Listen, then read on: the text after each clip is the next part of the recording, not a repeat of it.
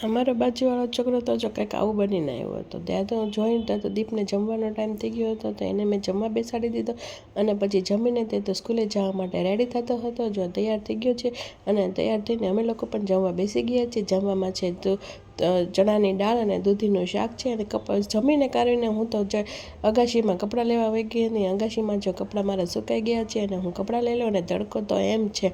અને સાંજ પડતા મેં તો હાથમાં લઈ લીધું જમરૂક. અને જમરૂક તો પણ એટલું મીઠું હતું ને, એટલું સરસ હતું ને, તો મેં જમરૂક ખાઈ લીધું. અને પછી અમે જમરૂક ખાઈને અમે લોકો નીકળી ગયા બહાર આટો મારવા માટે. અને આટો મારવા ગયા તો ત્યાં અમે જોયું તો તળાવમાં જો કેટલા સરસ મસ્ત મજાના બતક હતા. અને બતકને અમે લોકોએ જમવાનું આપી દીધું. એમાં તો અમે ગાંઠિયા અને બિસ્કિટ ને એવું બધું એને જમવાનું આપી. અને ત્યાંથી આવીને તો દીપ તો મારી સાથે બાંધવા માંડ્યો હતો. મમ્મી તું એકલી વહી ગઈ.